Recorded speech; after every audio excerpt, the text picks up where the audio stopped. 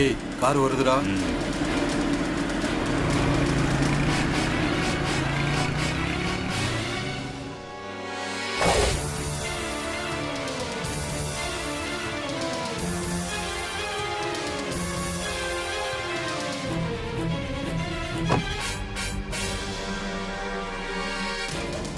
ஏய் வந்துட்டான் வா.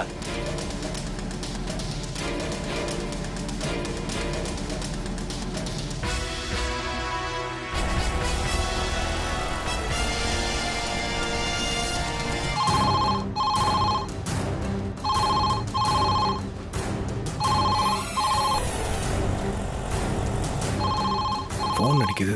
செக்யூரிட்டிங்கன்னு தெரியலையே.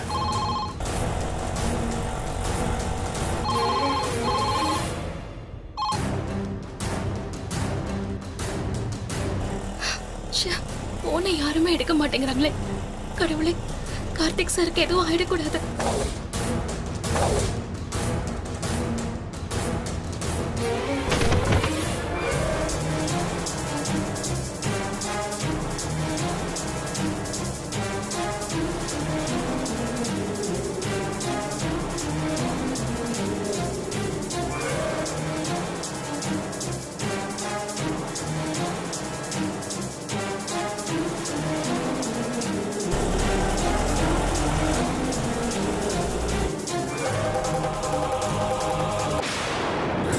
ஆமா.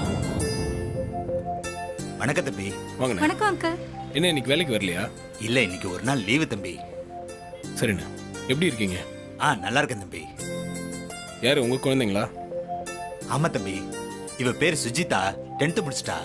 பையன் பேரு சூர்யா, 7th படிக்கிறான்.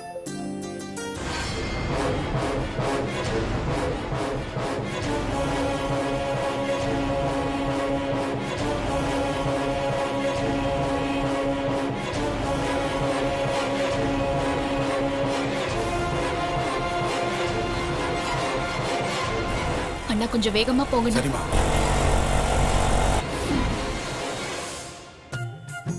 முதலாளி தம்பி கிட்ட ஆசீர்வாதம் வாங்கிக்குமா. எங்களை ஆசீர்வாதம் பண்ணுங்க அங்கிள். ஏய் அதெல்லாம் வேண்டாம், இருங்க. All the best. என்னண்ணே பசங்களை போய் என் காலில் விழ சொல்றீங்க? என்ன தம்பி நீங்க, இன்னைக்கு இவங்க படிக்கிற படிப்பு, நாங்க வாழ்ற வாழ்க்கை எல்லாமே நீங்க கொடுத்தது தானே. ஏய் எவ்வளவு நேரம் வெயிட் பண்றது, கை வலிக்குதுடா. கொஞ்சம் பொறுத்துக்கடா. சரி. அவங்க போனவனே போட்டுடலாம். இங்க வாங்க. என்ன படிக்க போறீங்க? +2 முடிச்சிட்டு டாக்டருக்கு படிக்க போறேன். அப்படியா? Very good. நீங்க என்ன வேணா படிங்க, உங்க படிப்புக்கான எல்லா செலவையும் நான் பார்த்துக்கிறேன். படிப்பு ஒன்று தான் நம்மளை முன்னேற்றும். அதுவும் உங்களை மாதிரி பொண்ணுங்களாம் அவசியம் படிக்கணும். அப்பதான் சொந்த காலில் நிற்கணுன்ற தைரியம் வரும். யாரையும் எதுக்கும் டிபெண்ட் பண்ணாம வாழலாம். அது மட்டும் இல்ல, உங்ககிட்ட இருந்து பறிக்க முடியாத ஒரே விஷயம் படிப்பு ஒண்ணுதான். நான் நிச்சயமா டாக்டர் ஆவேன், அந்த நம்பிக்கை எனக்கு இருக்கு. கண்டிப்பா நீங்க டாக்டர் ஆவீங்க, எனக்கும் அந்த நம்பிக்கை இருக்கு. All the best.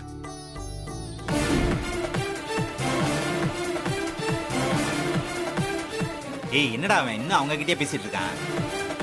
அவங்க போயிட்டாங்கன்னா சட்டப்பட்டுன்னு காரியத்தை முடிச்சிடலான்னு பார்த்தா பேசிக்கிட்டே இருக்கான்.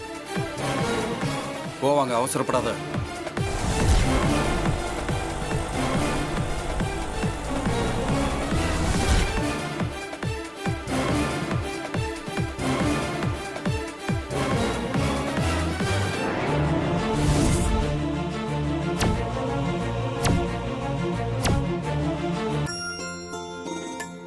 இந்தாங்கண்ணா.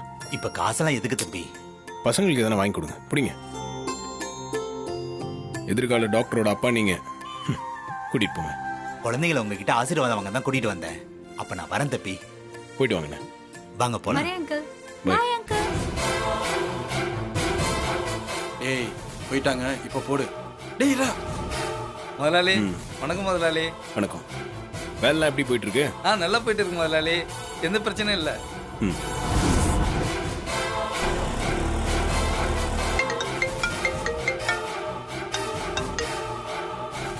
சொல்லுங்க தீபா. சார். ஏற்கனவே ஒரு வாட்டி கால் பண்ணிருந்தீங்க. சார் ஒரு முக்கியமான விஷயம். சொல்லுங்க. சார். Hello hello. மறுபடியும் கட் ஆயிடுச்சு. தீபா 2 வாட்டி ஃபோன் பண்ணிட்டாங்க. என்ன விஷயமா இருக்கும்?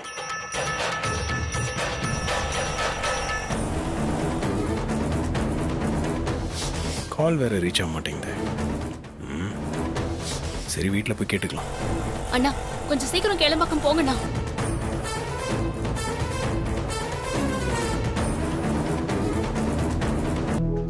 வணக்கம் தம்பி. வணக்கண்ணே. வணக்கம். வணக்கம் சார். நல்லா இருக்கீங்களா? வணக்கம். நல்லா இருக்கேண்ணே. நீங்க எப்படி இருக்கீங்க? நல்லா இருக்கேன் தம்பி. ம். இந்தாங்க டீ. வணக்கம் தம்பி.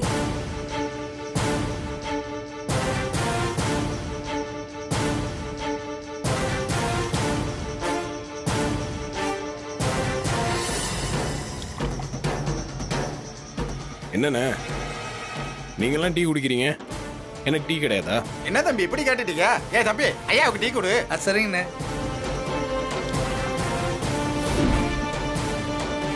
தம்பி இந்தாங்க தம்பி. தேங்க்ஸ்ண்ணே.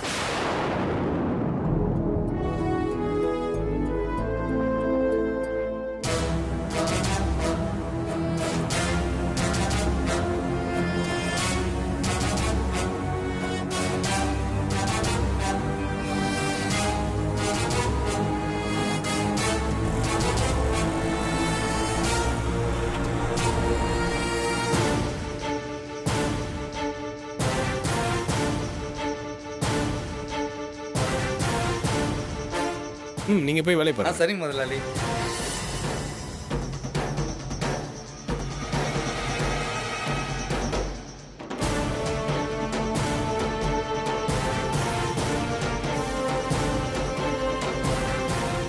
டீ குடிச்சிட்டு இருக்கான். இதான் நல்ல சான்ஸ். இப்ப தூணை தூக்கி அவன் மேல போட்டுருவோம். டேய் பார்த்து போடுறா. சும்மா அடிபட்டா போதும், உயிர் சேதம் ஆகக்கூடாதுன்னு சொல்லியிருக்காங்க. மேல இருந்துகிட்டு அப்படிலாம் கை உடையிற மாதிரி கால் உடையிற மாதிரிலாம் பண்ண முடியாதுடா. காசை வாங்கியாச்சு, தூணு தூக்கி போடுவோம். கை கால் உடஞ்சாலும் சரி, இல்ல ஆளே க்ளோஸ் ஆனாலும் சரி, நமக்கு அதை பத்திலாம் கவலையே இல்லை. அப்படியா சொல்ற? ஆமாண்டா, வேலையை முடிச்சுட்டு போயிட்டே இருக்கணும்.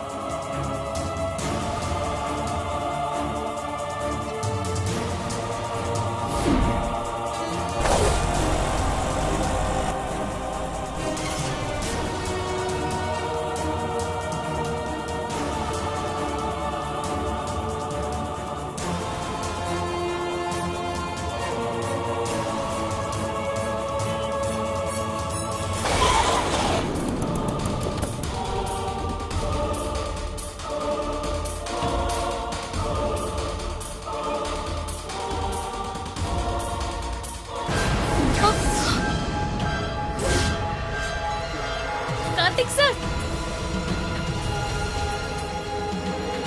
கார்த்திக் சார்,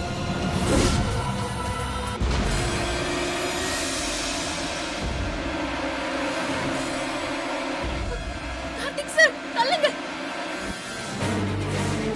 ஐயோ கார்த்திக் சார் தள்ளுங்க.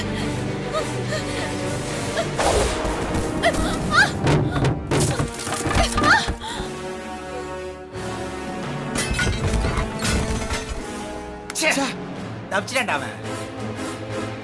தீபா, தீபா, தீபா, இங்க பாருங்க. தீபா, தம்பி என்னாச்சு? தீபா,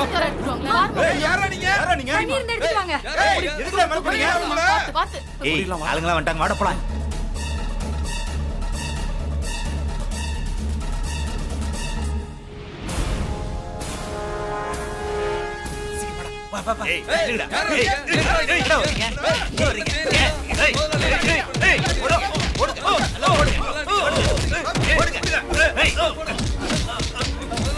ஏண்டா எவ்வளவு தைரியம் இருந்தா எங்க இடத்துக்கே வந்து எங்க முதல்ல தம்பியை கொலை பார்த்திருப்பீங்க.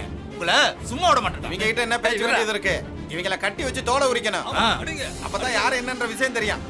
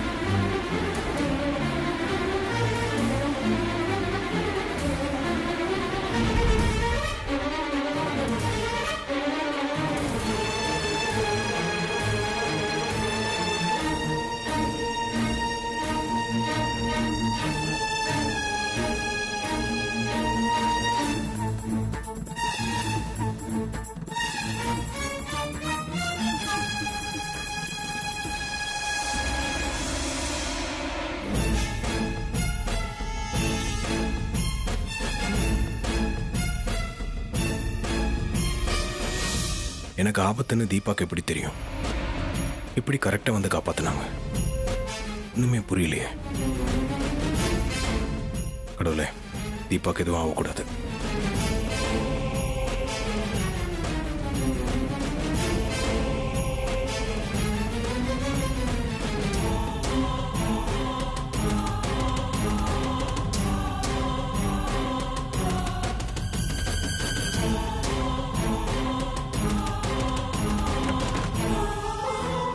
டாக்டர், தீபாக்கு எப்படி இருக்கு?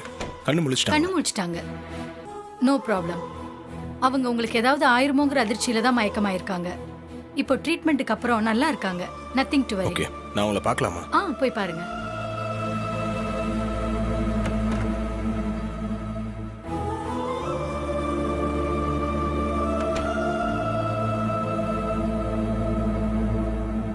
இப்போ எப்படி இருக்கு தீபா? ஒன்றும் பிரச்சனை இல்லையே?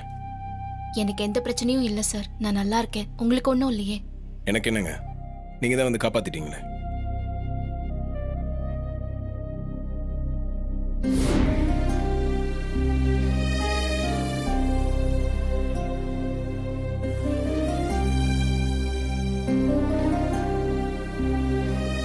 என்னங்க, கால்ல இருந்து ரத்தம் வருது.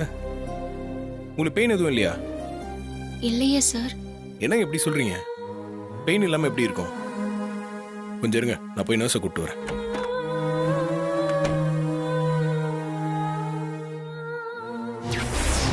உன் தாலிக்கு ஆபத்து வந்திருக்கு. உன் தாலிக்கு ஆபத்து ஒரு பொண்ணாலதான் வரப்போகுது. அந்த பொண்ணும் நீ இருக்கிற வீட்லயே தான் இருக்கா.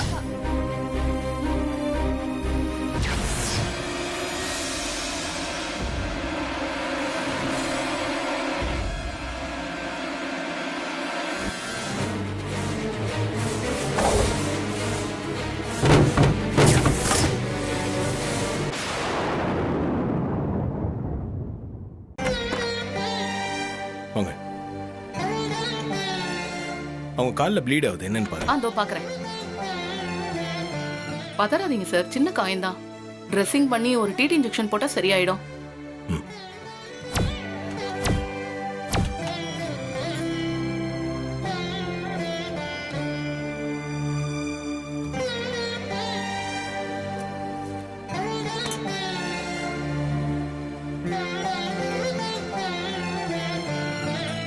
எங்க நடந்ததெல்லாம் நினைச்சு பார்த்தா எனக்கு ரொம்ப குழப்பமாவே இருக்கு.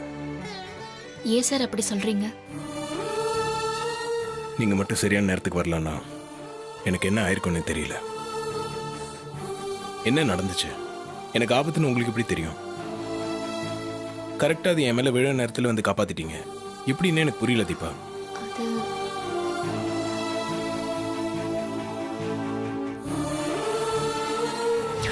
இப்ப நான் சொன்ன விஷயத்த நீ யார்கிட்டயும் சொல்லக்கூடாது. மாறி சொன்ன விஷயத்த சார் கிட்ட சொல்ல வேண்டாம். சொல்லுங்க தீபா. இல்ல சார், நான் கோயிலுக்கு போய் சாமி கும்பிட்டுட்டு இருந்தப்ப ஏதோ ஒரு உள்ளுணர்வு உங்களுக்கு ஆபத்துன்னு சொல்லுச்சு. சாமி சன்னிதானத்துல வச்சு இப்படி தோணுதுன்னா அது பொய்யா இருக்காது, உண்மையாதான் இருக்கும்னு நினைச்சேன். அதான் சார் உங்களுக்கு ஃபோன் போட்டு விஷயத்த சொல்லலாம்னு இருந்தேன். ஆனா சிக்னல் பிரச்சனையால உங்ககிட்ட சொல்ல முடியல. அதான் நேராவே போய் சொல்லிடலான்னு அந்த இடத்துக்கே நான் வந்துட்டேன்.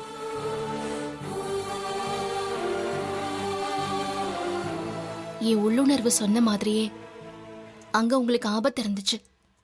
நல்ல வேளை சரியான நேரத்துக்கு நான் வந்ததுனால உங்களை காப்பாத்த முடிஞ்சது. இதுக்கெல்லாம் நான் அந்த கடவுளுக்கு தான் நன்றி சொல்லணும் சார். தீபா, நீங்க என்கிட்ட எதனா மறைக்கிறீங்களா? ஏன் சார் அப்படி கேக்குறீங்க? இல்ல, எனக்கு இப்படி ஒரு ஆபத்து வரப்போகுதுன்னு தெரிஞ்சு கரெக்டான நேரத்தில் என்னை வந்து அங்கே காப்பாத்துனீங்களே, இது சாதாரணமாக நடக்கிற விஷயம் இல்லைல்ல. எனக்கு என்னமோ இதில் ஏதோ சதி இருக்கு. அது தெரிஞ்சுதான் நீங்கள் என்னை காப்பாற்ற வந்தீங்கன்னு தோணுது. அப்படி இல்லையா தீபா? ஐயோ, அப்படிலாம் எதுவும் இல்லை சார். உண்மையிலேயே உள்ளுணர்வு சொன்னதுனால தான் நான் ஓடி வந்தேன். வேற எதுவுமே இல்லை. எனக்கு ஆச்சரியமா இருக்கு தீபா. என்ன சார் ஆச்சரியம் இருக்கு? இந்த மாதிரி உள்ளுணர்வு மனசுல ஏதோ தோணி என்னை நீங்க காப்பாற்ற வர்றதெல்லாம் லாஜிக்காவே இல்லைல்ல.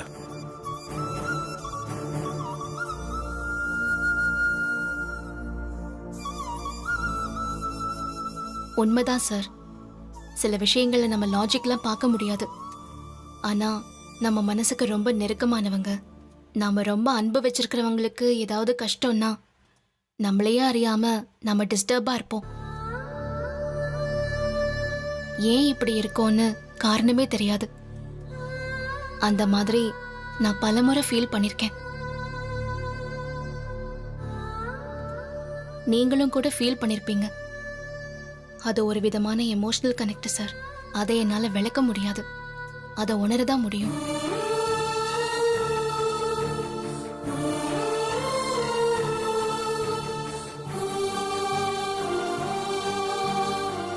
சரிங்க தீபா, நான் சும்மா சாதாரணமாக தான் கேட்டேன். நீங்கள் ரிலாக்ஸ்டாக இருங்க. நான் நினச்ச மாதிரி இதில் சதி எதுவும் இல்லைன்னா எனக்கு சந்தோஷம்தான். சரிங்க தீபா, நீங்கள் ரெஸ்ட் எடுங்க, நான் வெளியே இருக்கேன்.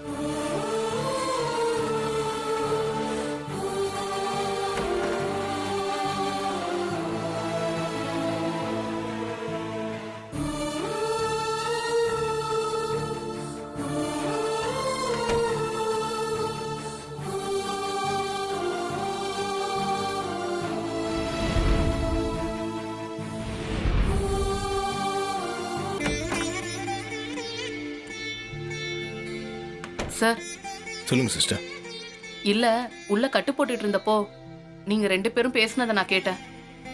அந்த பொண்ணு சொன்னது ரொம்ப ரொம்ப சரி சார்.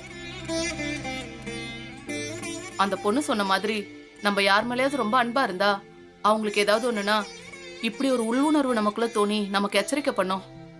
அதான் உங்க ஒய்ஃபுக்கும் தோணி இருக்கு. இந்த மாதிரி ஒரு ஒய்ஃப் கிடைக்க நீங்க கொடுத்து வச்சிருக்கணும் சார். இல்லனா தான் உசுர கூட பெருசா நினைக்காம உங்களை காப்பாத்திருப்பாங்களா? அவங்கள கண் கலங்காம காலம்புற காப்பாத்துங்க சார். ஏதோ மனசுல தோணுச்சு சொன்னேன். நான் வரேன் சார்.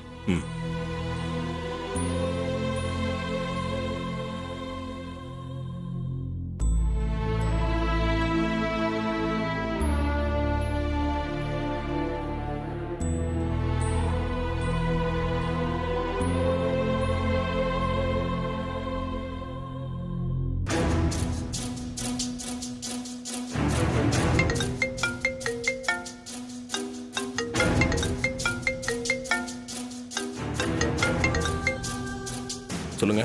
உங்க மேல தூணு விழ காரணமா இருந்த 2 பேரை அடிச்சு உதைச்சு யார் என்னன்னு விசாரிச்சோம்.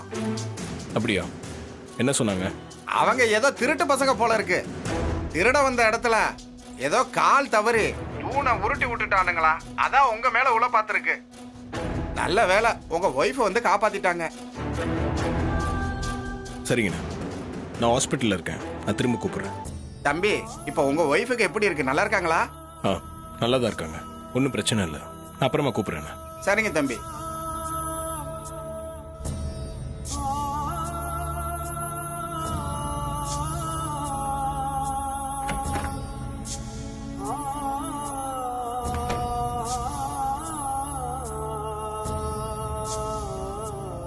காலில் இப்போ எதனா பெயின் இருக்கா? இல்ல சார், அவங்க இன்ஜெக்ஷன் போட்டு கட்டு போட்டதுக்கு அப்புறமா நல்லா இருக்கு சார்.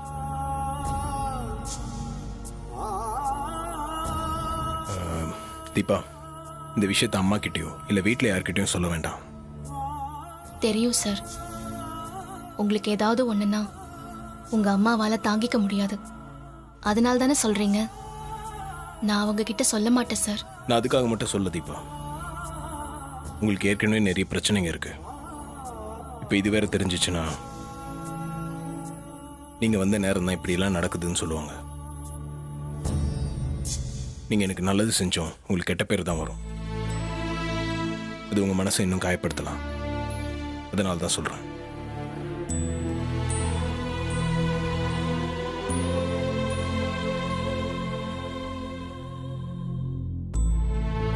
இது எல்லாத்துக்கும் ஒன்னே ஒன்று தான் சொல்லணும்னு தோணுது Deepa. Thank you so much Deepa.